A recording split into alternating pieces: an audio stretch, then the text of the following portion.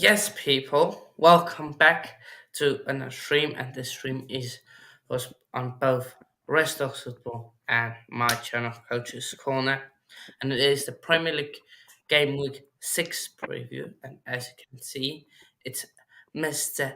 Manny joining us. So, be up yourself for joining, and um, yeah, I know most of you probably won't know about the stream if you are watching on Restock's Football, but it is what it is. We just had to quickly um, get it in before was the big North London Derby preview stream. So yeah, let's get straight into this. First game, I believe it's a 3 p.m. kickoff. It's Crystal Palace at Sellers Park taking on Fulham. It's one of a few London derbies. Now, Fulham coming into this match, of course, lost on the weekend 3-2 to Aston Villa, but questioning um, the refereeing, but we discussed it all. And then Fulham came off a win against Luton Town, scraped a 1-0 win. So, yeah, but Manny, what do you make of Crystal Palace and Fulham this match? Yeah, this one should be a home win for the Eagles, but it will be a rather tight win. I think when you take a look at the way they played against Aston Villa at Villa Park, they obviously were quite aggressive on the counter and could potentially have won. But the tactics that they had of trying to, just sit on a lead and try and protect themselves. I think Chelsea fans also gone with my same prediction. I'm going to go for a 2-1 win. And they did have chances on the counter with Eze and company posing a very big threat. Edouard also, of course, scored that goal. But then, of course, once John Duran scored the equaliser, um, it was a case of Aston Villa riding the momentum, earning a just penalty, and adding another one near the end of the game, near the end of stoppage time, to leave the ex-Villa goalkeeper Sam Johnson feeling not too happy. And of course, another former villain, Jordan Ayew, went off injured. So Fulham have actually managed to grind out results, and I do remember how well they played when they played us at the Emirates. And they're the type of team so far which will surprise you with the nature of their results. They'll either flatter to deceive but somehow win, or else they will end up, just they'll end up giving their opponents a huge fight and coming away with a creditable result. But at Selhurst Park, I think Crystal Palace should be able to have the edge. Of course, they did lose to Arsenal at the very beginning of the season, but I think the crowd should definitely be behind them. And as for Fulham themselves, I just don't see how they're able to really make the most of the chance they can get. And certainly, the team is struggling at the moment with quite a few players not necessarily being in the best of form. They've had quite a few suspensions as well, which has rocked them in a way. This should be a good win for Crystal Palace because they're going to need to bounce back from the nature of that defeat, much less the defeat itself at Aston Villa. So 2-1 to the Eagles for me. Fair enough. If we look at recent history, Fulham did beat them their last season 3-0, and then it was a 0-0. So Fulham have never beaten them at home at the cottage. This is away from home. So I think I'm going to go for a draw. I think high scoring 2-2 draw. This one. Now Luton Town against Wolves. Um, this one is it's a tough one to call. Again, Kenilworth Road will be up for it, but Wolves they have looked good at times, but they just haven't had the consistency in the match to see out the game. Um, so yeah, this one, I think Luton can score. I just don't think Wolves will bag more than one away from home. So I'm going to go with Luton to grab the first points of the season 1-1. I'm You? going to disagree with that because here's the thing. I actually did enjoy watching Luton play against West Ham at Kenilworth Road, and they certainly, it was more of a top against bottom clash. At the time, I believe West Ham were top of the league or thereabouts, and you know, West. Huh? No, go continue. Continue. Yeah, West Ham were expected to win, and they did win, but it was actually a very, very close game, and Luton showed that they were more than capable of giving Yeah, some good pre-season. teams a I run for think their that money. game was. Yeah, No, no, it was they actually during played. this season as well. They played West Ham and they lost closely. I Oh believe yeah, West Kaminsky Ham and made a West Ham. Yeah. Kaminsky made a dreadful error in the West Ham in the Luton goal rather for West Ham's opener. But after that, Luton did show some really good fight. But I just think that Wolves are also going to be in a position where they're going to look to try and take advantage of some of the good football they've played, even if it means they haven't really gotten the results. This could very well be one of those early season relegation 6 pointers, and I just think Wolves have to start winning somewhere, and it could very well be at Kenilworth Road. But this could be potentially a very tight game. I'm going for Gary O'Neill's team to beat Luton 2-1. 2-1. Yeah, I can see it 2-1 Wolves. I can definitely see it. Now Manchester City take on Nottingham Forest. Of course, Manchester City did play in the Champions League, where they struggled in the first half to put the ball in the back of the net. But of course, they did put it in the back of the net against in the second half against Red Star Belgrade. Um, Money, your thoughts on this one? There was actually one point in the season when City had to play Forest after wiping out our 8 point lead at the time. This was, of course, after we had that horrible run where we, I think, gained 1 point out of a possible 9, including losing to City at the Etihad. But they drew at the City ground that time, and I think the team was still looking a little bit choppy. But this time around in the Premier League, I think they look exceptionally focused and professional.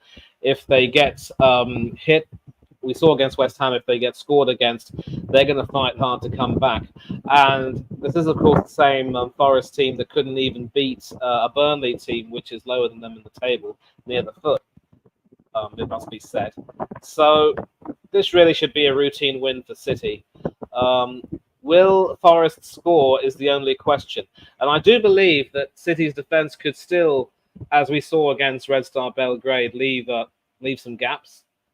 So I'm going to go for a scoreline mirroring that of the Champions League game in midweek. 3-1 to City. 3-1 to City. 3-1. Yeah, 3-1, fair enough. Um, probably fair enough, that one. Um, Let me go with. For me, I think this one. I think City will can concede. Will it be 3-1? Um, you know what? I'm going 4-1. I think Just Fan and Spencer have gone 4-0. I think City are now that team that we can expect them to concede. Um, with the form they're going on now. So I think it will be 1-0 for us, then a 1-1, or 1-0 City, then Forest equalize before half time, and then City just go on to score. Almost like the game against Fulham, where Fulham took the lead and City equalized just before half time, and City just in that second half blew them away. So yeah, Yeah, I know it's very um, early in the season, but you can just see how the best teams turn it on in the second half, and that is really the sign of a serious team, because it's a bit like running a 100-meter race. It's not about the first 50; it's the second 50 that really helps you get over the yeah, definitely. Do smash the like button on both channels. So if you haven't already, do smash the like button there. And yeah, so next game is Sheffield United against Everton, or no, sorry, Brentford against Everton. Um, Brentford, of course, picked up their first loss of the season away to Newcastle last week, and Everton lost against the mighty Arsenal. At this moment of time, they are the mighty Arsenal. Um, this game is usually a close game, as you can see with the recent history. Except I think in Brentford's debut season, when they went away to Goodison Park, where Everton slapped them up 4-1. Other than that, it's been a 1-1, a one goal scoreline, or one goal difference.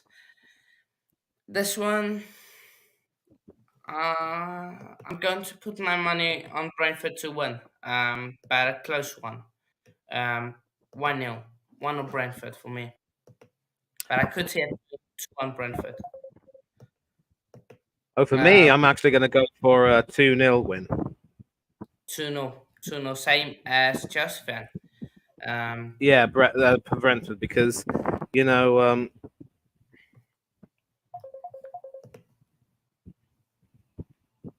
so because here's the thing. When we played them at Goodison Park, obviously, it was a game that we were expected to win. We were supposed to win, but we were also struggling with the history of having not beaten them at Goodison Park for about 6 years or so. So we sort of beat them really at their own game, and now we sort of uh, we it wasn't really a very convincing win in many cases, although we did have most of the possession. We just didn't have that quality in the final third.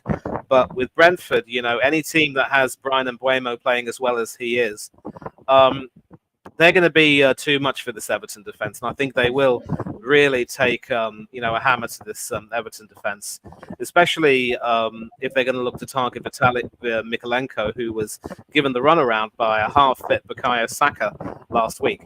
So that's why I'm going for a 2-0 win to Brentford, and I still don't believe Everton will score. Whether it's Beto or Dominic Calvert-Lewin, I don't think they'll score. They'd have a better chance if Dyche were willing to throw his uh, tactics book out of the window and go for a 4-4-2. But knowing him as well as we all do, he's not going to do that. yeah. Um, but for people in here, if you haven't already, do smash that like button on both channels. Um, so yeah, Oh. and shout out to Properties Kitchen.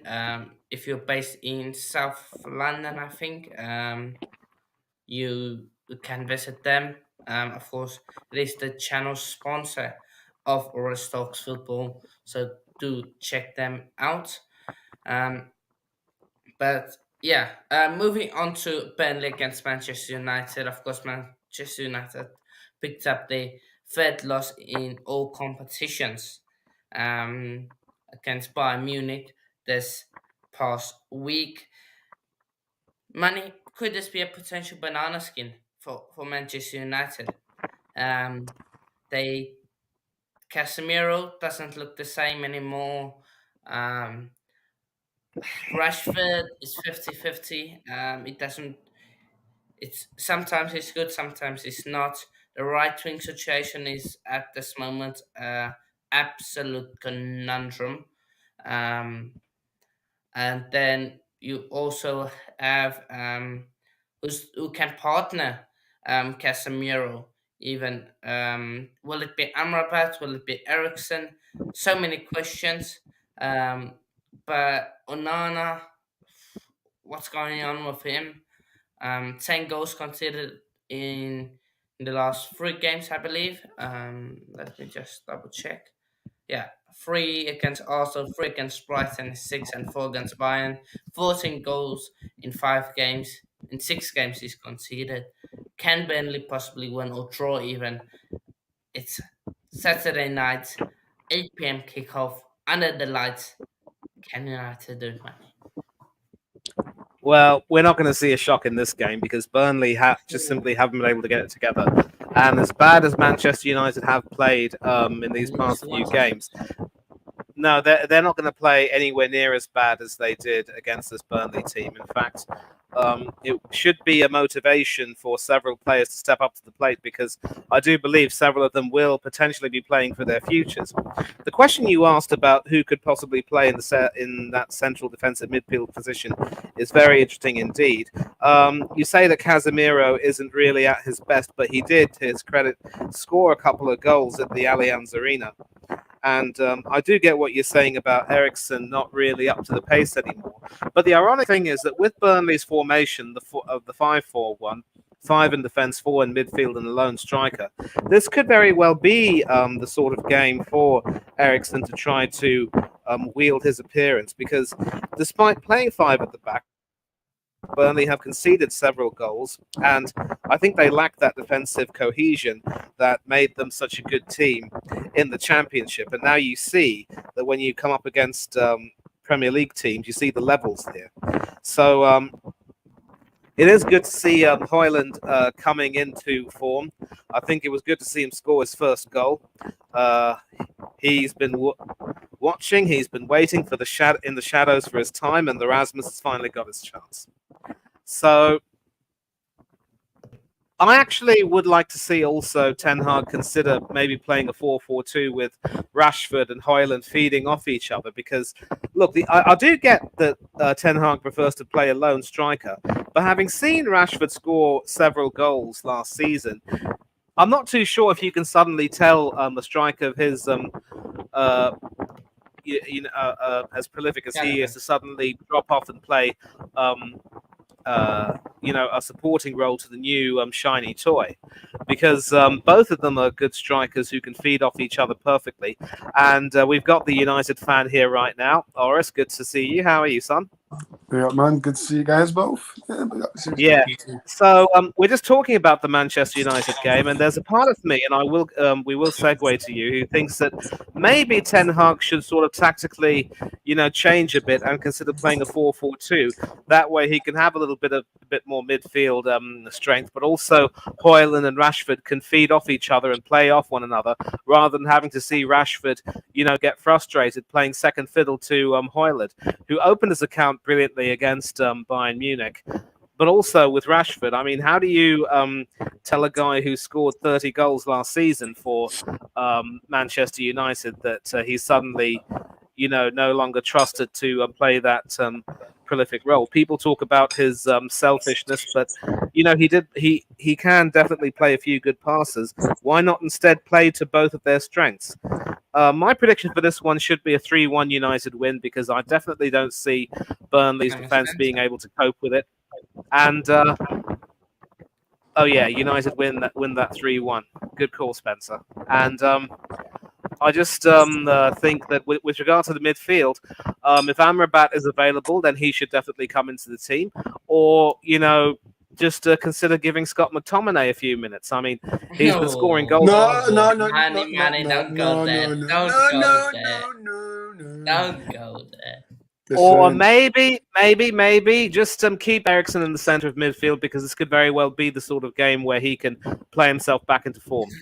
But okay, listen, I've done with my prediction. I've done with my thoughts. Oris, take it away. Take it. Badly banana skin. Right. yeah. Listen, Rashford should not be playing. By the way, I think he should be dropped, but no Ten Hag, he's gonna start Rashford. Diallo, is he still at you guys? Or isn't he a right winger? Diallo. Yeah, he's still injured, so he's coming back soon. Is he still injured? Oh, gee. Yeah, he's still injured. I hope Amrabat starts. I think what Ten Hag's in his press conference is going to train today, see how he is. He should be in the squad, so I hope he starts. But knowing Ten Hag with the new players, he likes to put them on the bench first and then do this adapt thing. But yeah, listen, I don't want to see Ericsson. I don't want to see McTominay. I want to see Amrabat and Casemiro together. None of this makes amount because I hope he's not in the squad, but it is what it is. But no, listen, I do think we will win. Oh well, hopefully. Burnley got a draw at Forest away, so they are looking for a win. So I'm gonna go with 2-1 United. I think Hoyland's gonna score again, and I think Bruno's gonna score. But yeah, 2-1 United. But I don't see us giving the clean sheet. But listen, we need to start finding some form, or else it could be trouble for us. So I think after this Burnley game, our next 4 games are all at home. So we need to start finding form. So yeah, I do think we'll win. Hopefully. So yeah. Yeah. For me, I think you guys will draw this game. To be honest, I think Burnley, they it's analyzed. I think they're going to be up for it. They just drew with Forest, so if they can possibly get another win, that's 2 points. That's closer to safety. United, I think, because so many of those players in the United squad, they look like are almost confidence players or players that need to be informed to perform.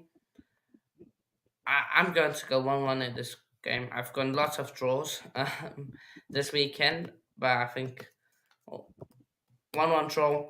Rest, big question is, should 10 out then be? And if we don't win this game, does it need to be a microscope and Eric Ten Hag?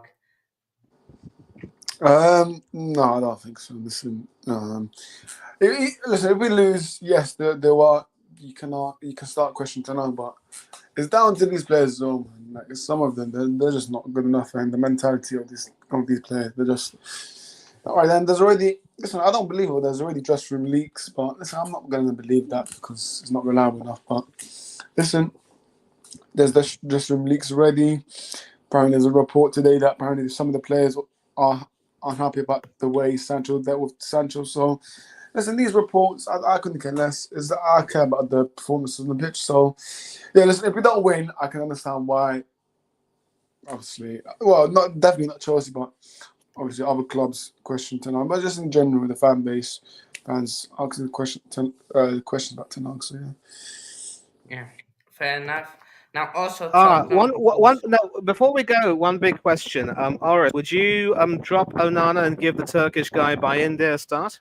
No, no. Do you want to concede 5 goals or 3 goals? That's the thing. um, so also Tottenham, of course, Come on, already doing Tottenham! Come on, uh, Tottenham! Get out, man! Get out, man! you're doing a big preview on your channel. Yeah. Yeah. We've got Super Ange Postecoglou. Man, this is a big game, I mean, I already saw Ange and Madison. They both said, I've seen some quotes saying that we're going to play our best football and Arsenal should be scared of us. So, what's your thoughts, Manny? What's your thoughts? Oh, yeah. Well, it's all talk, much ado about nothing. We're still going to win because we've got the Emirates crowd behind us. I mean, don't get me wrong, I despise the songs that are being sung, but, it was the home support that carried us to win over Manchester United. Sorry, I have to mention that, Orest. And that will be enough to make sure that we get past a Tottenham team that has started brilliantly this season, but will once again struggle to cope with our, style of play. And there was a part of me that wanted to play the 4-2-3-1 against PSV, but instead we stuck with the 4-3-3. Shows how much I know. And we're probably going to go with the same formation again, but hopefully that means that we won't see Eddie Nketiah. I do not want to see Kai Havertz start. And regardless of whether it's David Raya or Aaron Ramsdale, It is our I'm number just 8. Kai. Manny, how was Kai Havertz against PSG? Was he good? It was still decent. looked. He only looked marginally better than in his previous Right. starts, but still offered absolutely nothing. I still can't stand Super the guy. Kai He's got a lot to do. Havertz. He shoots with his left, he shoots with his right. Oh, the ball goes past the post. Yeah. Past the goal. I'm Arsenal saying 2-2. I'm saying 2-2. 2-2, same as Spencer. And for Anna, the fact that you predict a 3-2 win for Spurs, mirroring their last win Look, against us, are you taking the Mickey, son? I'm going to go for honestly, look, go on. Just say a prediction. I expect Raya to start. Arteta confounded me by playing Raya against PSV, and I think he'll play him in the North London derby. There will be goals in this, but I'm actually going to stick my neck out and go for a 3-1 win for the Arsenal because 3-1 for Arsenal. yeah, I because think we've got to yeah. I think if one team wins, they're going to score three. I don't think it will be like a 2-1, 2, maybe a 2-0, but yeah. For me, look, if Arsenal lose this game against a Tottenham side, against Ange Postecoglou, that has only been at Tottenham for 5, 6 games, and and that has only had 6 games to implement his style of play. Also lose to Tottenham, to Ange Postecoglou, then it's an embarrassment for Arsenal. It's an absolute embarrassment. Then, from my point of view, and I honestly think because Tottenham had that rest and not played in the Champions League, I think you will win. Especially because you went well, so strong in the Champions League. You played Saka, you played Jesus, you played Rice. I think you might struggle in this one. I honestly think. Especially if You, Havertz start, I think they struggle. yeah, I think it will start with Vieira, but I just think Tottenham. I think because Ange will know what to expect. I think he's more tactically and now more tactically is better tactically than Arteta, and I think that's why Tottenham won the game.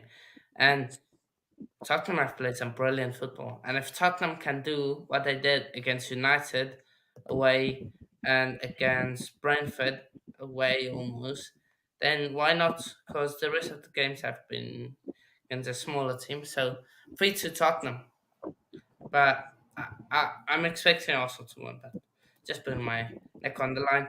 Next one, Brighton Bournemouth. Bournemouth yet to win a game. They sitting in 15th. Um, they drew with Brentford, drew with skip that result. Drew with West Ham 1-1, lost to Liverpool and lost to Tottenham. Brighton just coming off a big one against the mighty Manchester United. We can talk about that. um, I'm expecting Brighton to win this game. Brighton, except in 2019, the last time I think they were in not the last time. Was it the last time? No, sorry, before last season. The last time they were in the Prem, they beat Brighton 5-0, but that's Brighton poor. This one, I think Brighton will do good. 2-0 Brighton. Um, Money 3-1 Brighton. Yeah, I think I can concur with that, but I also do believe that, Spencer's pretty much read my mind. I'm going for a 3-1 Brighton win.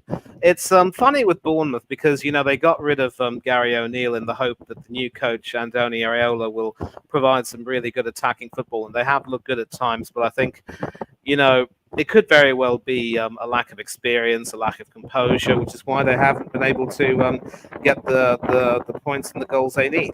So, for me, Brighton, of course, will be smarting from their heavy, not really heavy, but certainly their, chastening home loss to Athens, I believe the team was, Money. AEK. Your Yeah. parents are scary. You know that. If someone is reading, Spencer says that's scary if someone is reading my mind. Mate, Spencer, I'm not reading your mind. It could be you that's reading mine. So it is what it is. But Yeah, I two just one. think Brighton obviously have a lot more goals in them, and they should be able to beat Bournemouth 3-1. Bournemouth should score, mind you, because I mean, there's a lot of uncertainty about the goalkeeper, like what we have with Arsenal. Will it be Steele? Will it be Verbruggen? Hard to say. I think Steele has looked at least marginally better, but I wouldn't be surprised to see him, rested for this game. But yeah, 3-1 to the Seagulls. The Yeah, Seagulls to pick off the cherries. I'm going for, yeah, 3-0 Brighton, 3-0 Brighton. Like, I know they lost in the, what was it, Europa League or Conference League, whatever. Oh, okay, sorry. But Europa League, Europa yeah, League. Europa League. So yeah, I'm expecting them to bounce back from that and win 3-0. Yeah, Brighton, listen, they're looking good. Obviously, yeah, they did beat us, but I'm not surprised because Yeah. I said, yeah, go on. But before I go on and move to talk about the mighty Chelsea, there's I believe 7 people in here across both our channels. So do smash that like button and subscribe button if you haven't already. And yeah, do check out both channel sponsors. For me, Global Foods and Kids on Instagram, and for us, Properties Kitchen in South London area. Just check Yeah, yeah, yeah. them out on Instagram. You should find them. So yeah, Chelsea, Villa. Question is, can Chelsea win a game of football? We haven't won a game of football in a long time. Can we finally win a game of football? Chelsea, Chelsea, Chelsea, Um, Chelsea, Look, if he Chelsea. doesn't play Cole at left back and he plays Joe at left back and he We've can got play Super Mudrik Mauricio at left wing, I Pochettino. think we have a chance. But last season, in our worst ever season, Villa beat us for the first time in how many years? Like 50 years, 60 years, 30 years for the first time at Stamford Bridge. I'm going to back uh, 2-1 Villa. I'm agreeing with Spencer. 2-1 Villa. Um, Hopefully, I'm going to go for not a reverse psychology. You see, reverse psychology. Chelsea 2-1, 2-1. End of the day. Um, I don't see it being a good evening for the Blues. Chelsea fan has gone 3-0. Fair enough. Be up yourself, Nippon, just in Yes, time to see the Nippon, mighty Chelsea. Nippon. But rest, 3 your 3-1 prediction. Villa. Yeah, 3-1 Villa. It will be a good evening 3-1 for Villa. Aston Villa, Annie. and it will be a bad evening for Chelsea. You know, it's going to be booze. Yeah, I'm going for an Aston Villa win, but not to the tune of 3-1. In fact, I do believe Mr. Stewart and I once again are on the same page. It will be a 2-1 win for Villa. No, once again, I think Villa, first of all, it must be said, had a pretty poor performance in Poland in their first game in the Conference League. But of course, in perspective, this was, of course, just as with Brighton, who had never played European football before, this was Villa's first European game in several years. I think maybe at least 13 or more thereabouts.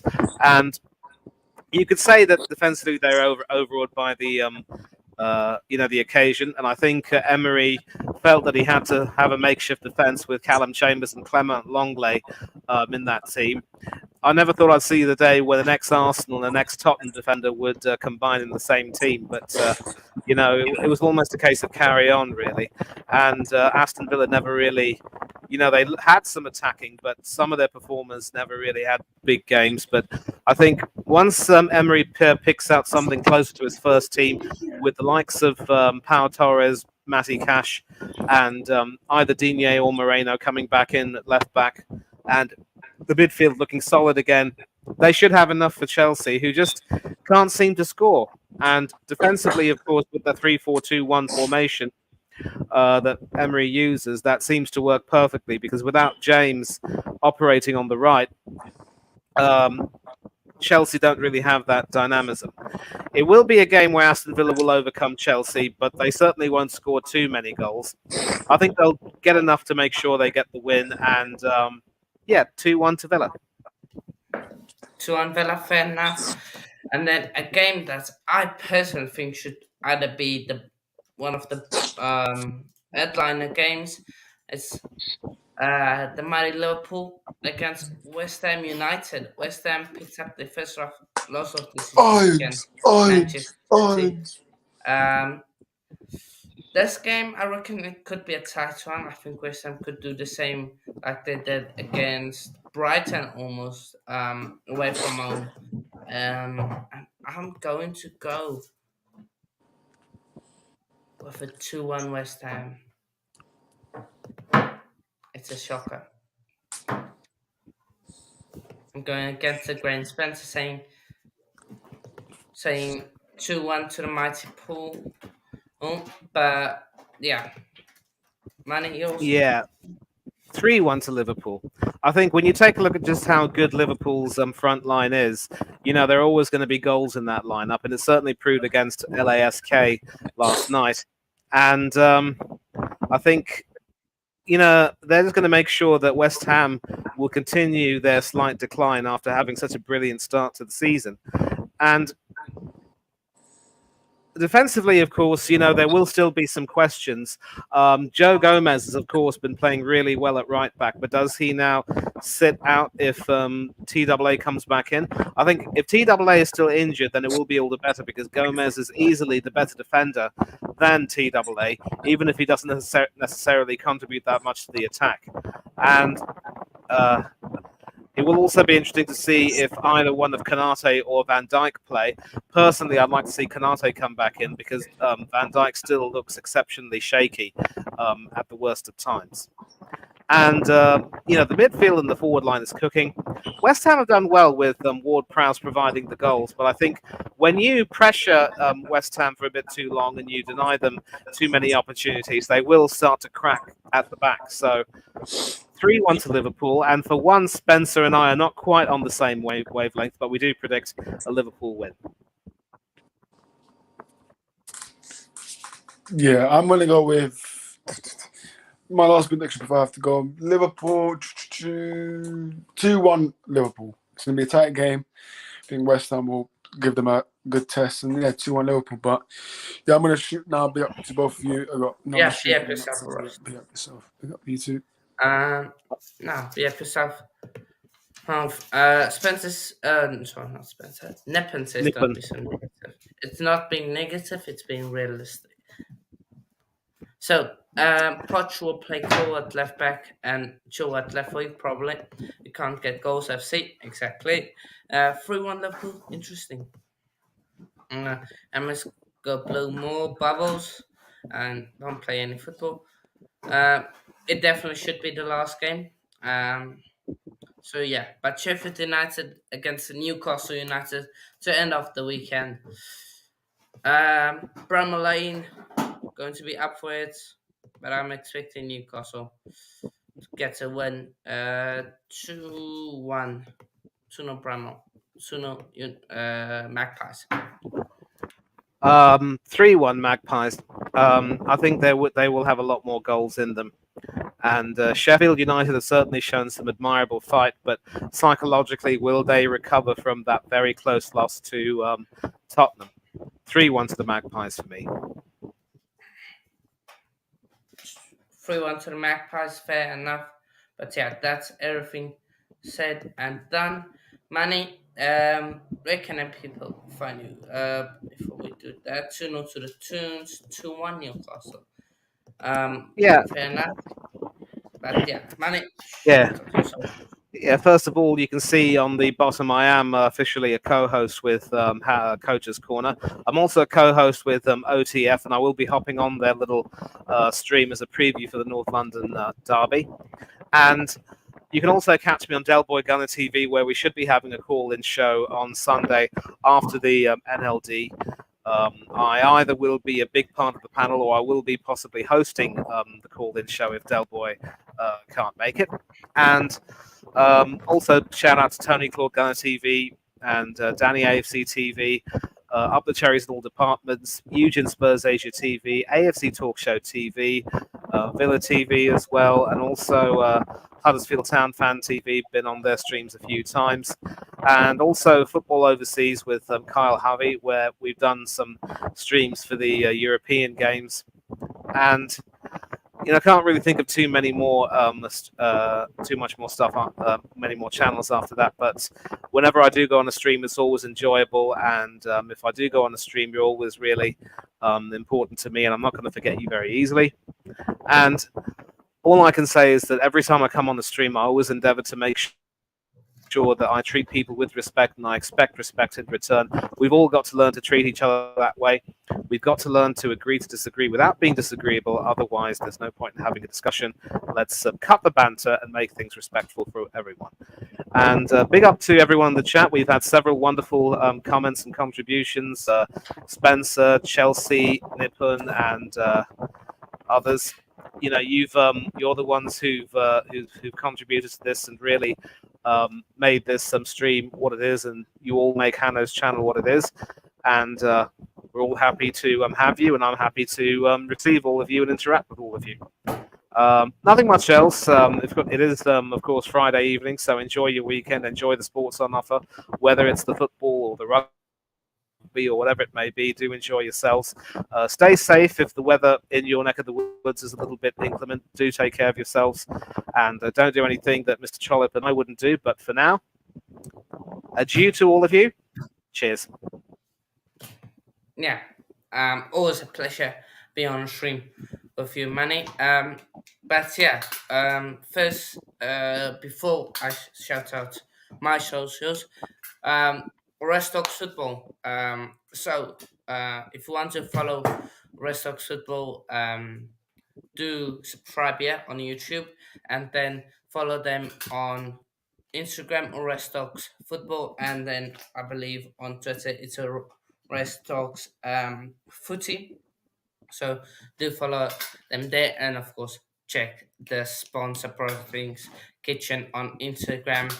And then as for me, on Instagram, Anu underscore coach underscore corner, Twitter Hanu 7083 0030, and then TikTok Coach Corner 1. Rest Talks Football will be live again in 10 minutes, doing a special um, North London Derby preview. So do make sure to check that out. And if you can, and go over there, smash a like, smash the subscribe button. And yeah, we are out, people. Be up yourselves, and we'll see you all in a bit. Peace out.